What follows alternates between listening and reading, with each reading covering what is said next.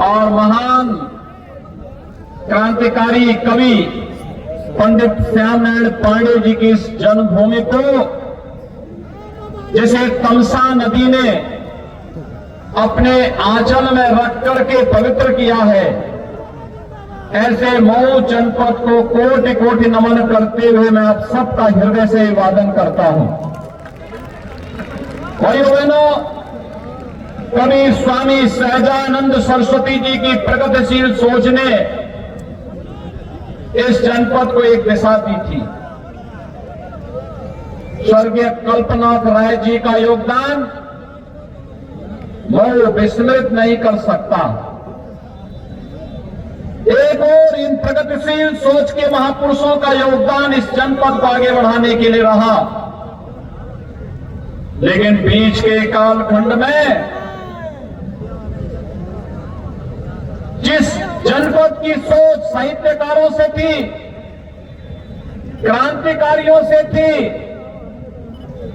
विकास की प्रगतिशील सोच के साथ एक राष्ट्रवाद की अलग जगाने वाली जो धरती थी, बीच के कालखंड में बुआ और बबुआ की पार्टी ने, सपा और बसपा ने इस क्रांति की भूमि को कर्फ्यू में बदलने का काम किया था।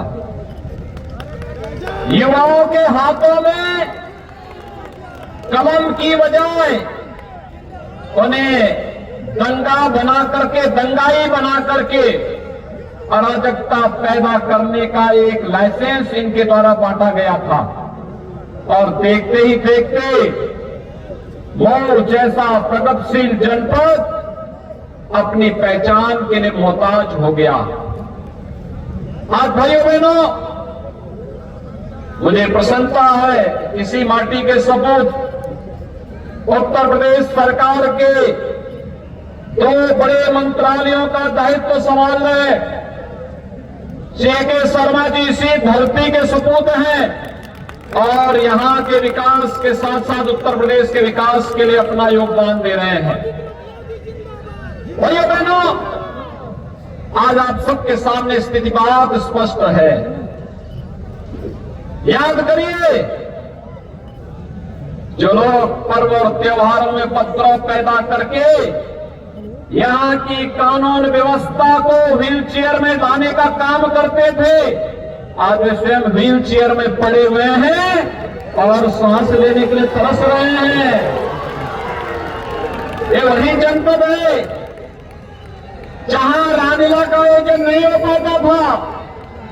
याद करिए, ये वही जनपद है, रामलीला के आयोजन को प्रतिबंधित किया था समाजवादी पार्टी की सरकार ने। और ये वही जनपद है जहां बारी बारी से सपा और बसपा इन पेशेवर माफिया और अपराधियों को अपना सानिध्य में लेकर के इन्हें अराजकता पैदा करने की खुली छूट देते थे। लेकिन आज जब उत्तर प्रदेश के अंदर डबल इंजन की सरकार आई, तो जो कानून व्यवस्था को व्हील चेयर पर ले जाते थे, भाइयों बहनों, आज उन्हीं को व्हील चेयर में पहुंचाने का काम कर दिया गया। और इसीलिए आज मैं आपसे अपील करने के लिए आया हूं। ये चुनाव हम जानते हैं केंद्र और प्रदेश सरकार की सेहत पे असर नहीं पड़ता, लेकिन जनता की सेहत के लिए चुनाव महत्वपूर्ण है। जनता की सेहत के लिए महत्वपूर्ण है। डबल इंजन सरकार जो पैसा विकास के लिए दे, जनता की बुनियादी सुविधाओं के लिए दे, उस पैसे का उपयोग सही ढंग से हो सके, इसके लिए उस प्रकार का बोर्ड बने। और सौभाग्य से नगर विकास के मंत्री तो ए.के. शर्मा जी ही है। यहाँ के विकास के लिए पैसे की कहां कमी आने वाली है। भाइयों बहनों, आज देश के अंदर परिवर्तन आप देख सकते हैं। वैश्विक मंच पर भारत की बढ़ती प्रतिष्ठा को हम पूरा देश अनुभव कर सकता है। भारत का यह दुनिया के अंदर जहां कहीं भी जाता है, सम्मान की निगाहों से देखा जा रहा है। लेकिन 2014 के पहले ऐसी स्थिति नहीं थी। 2014 के पहले भारत के युवाओं के सामने पहचान का संकट था, शक की निगाहों से देखे जाते थे। ऐसे ही जैसे उत्तर प्रदेश के नौजवानों के सामने था और मऊ और आजमगढ़ के नौजवानों के सामने जो संकट पैदा हुआ था। लेकिन भाइयों बहनों, आज भारत न केवल वैश्विक मंच पर सम्मान प्राप्त कर रहा है, बल्कि दुनिया के अंदर जहां कहीं संकट आता है, संकट मोचक के रूप में दुनिया प्रधानमंत्री मोदी जी की ओर देखती है। को प्रतिनिधित्व देने की बात हो या फिर दुनिया के हर संकट का समाधान करने का वादा रखने की सामर्थ्य, ये प्रधानमंत्री मोदी जी के पास है। और उनके नेतृत्व में जहां वैश्विक मंच पर भारत की प्रतिष्ठा लगातार बढ़ी है, वहीं साथ ही साथ देश के अंदर इंफ्रास्ट्रक्चर डेवलपमेंट के कार्यों ने भी एक नई गति पकड़ी है। कहीं हाईवे, कहीं रेलवे, कहीं एयरपोर्ट, कहीं मेडिकल कॉलेज, कहीं पर नई फैक्ट्री की स्थापना और कहीं एक्सप्रेस हाईवे, ये आज नई पहचान बना रहे हैं। गरीबों के लिए मकान की सुविधा, गरीबों के लिए शौचालय की सुविधा, गरीबों को फ्री में उज्ज्वला योजना के कनेक्शन, गरीबों को 5 लाख रुपए की स्वास्थ्य बीमा का कवर। और भाइयों बहनों, कोरोना कालखंड के जैसे संकटपूर्ण समय में 80 करोड़ भारतवासियों को, 80 करोड़ गरीबों को फ्री में राशन की सुविधा का लाभ अगर किसी ने दिया है, प्रधानमंत्री मोदी जी ने दिया है। दुनिया के अंदर कहीं नहीं हुआ, लेकिन भारत ने करके दिखाया। और इसीलिए भाइयों बहनों, आज मैं आपके पास आया हूं आपसे कहने के लिए, भाइयों बहनों, आज मैं आपसे कहने के लिए आया हूं, ये जो पैसा मकान के लिए आता है, ये पैसा गरीब के खाते में सीधे चला जाए और उसका मकान बन जाए। गरीब के लिए जो शौचालय आता है, इससे उस गरीब का शौचालय बन जाए। उज्ज्वला योजना का कनेक्शन गरीब को मिल जाए। 5 लाख रुपए की स्वास्थ्य बीमा का कवर गरीब को मिल जाए। आय प्रमाण पत्र के लिए, निवास प्रमाण पत्र के लिए, जाति प्रमाण पत्र के लिए, जन्म और मृत्यु के प्रमाण पत्र के लिए किसी भी नौजवान को और किसी भी नागरिक को भटकना न पड़े, ऑनलाइन इसकी सुविधा उपलब्ध हो सके। नगरीय जीवन स्वच्छ और सुंदर दिखने चाहिए। जल जमाव की समस्या का समाधान हो, लेकिन जैसे हर घर में बिजली का कनेक्शन होता है, ऐसे ही हर घर में शुद्ध पेयजल का कनेक्शन भी हो।